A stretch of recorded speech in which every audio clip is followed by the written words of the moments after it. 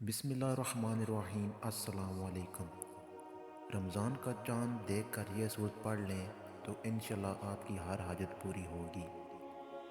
آج ہم آپ کے لیے اسی مہینے سے منسلک بلکہ اس مہینے کے چاند سے منسلک ایک وظیفہ لے کر آئے ہیں۔ یہ وظیفہ قرآن کریم کی صورتوں کے حوالے سے ہے جن کو رمضان کا چاند دیکھنے پر آپ نے تلاوت کرنا ہے، اور اس کی برکت سے انشاءاللہ آپ پر دولت اور رزق کی دروازے کھول جائیں گے۔ یہ وظیفہ آپ نے کیسے اور کب کرنا ہے اس کے بارے میں ہم آپ کو بتاتے ہیں۔ بتاتے چلیں کہ آپ نے ماہ رمضان کا چاند دیکھنے پر یہ وظیفہ کرنا ہے۔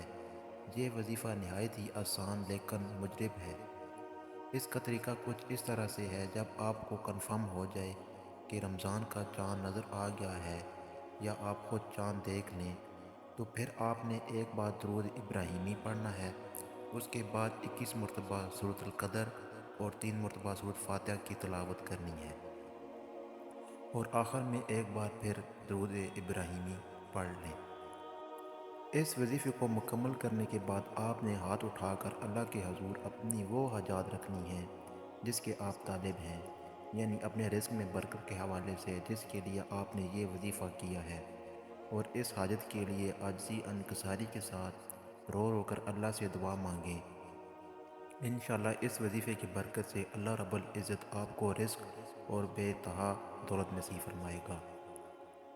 ایک اور بات جو یہاں آپ کو بتانی ضروری ہے وہ یہ ہے کہ اس وظیفے کے لیے ضروری نہیں کہ خود چاند دیکھنا ہی ہے، یعنی اگر آپ نے چاند کو دیکھا تو نہیں، لیکن یہ خبر کنفرم ہوگی ہے کہ چاند نظر آ گیا ہے، تو بھی آپ اس وظیفے کو کر سکتے ہیں۔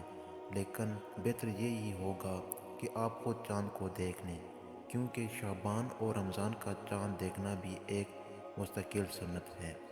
اس وظیفے سے خود بھی مستفید ہوں اور اپنے چاہنے والوں کو بھی اس کے حوالے سے ضرور بتائیں، کیونکہ نیکی کی بات کو پھیلانا بھی صدقہ جاریہ ہے۔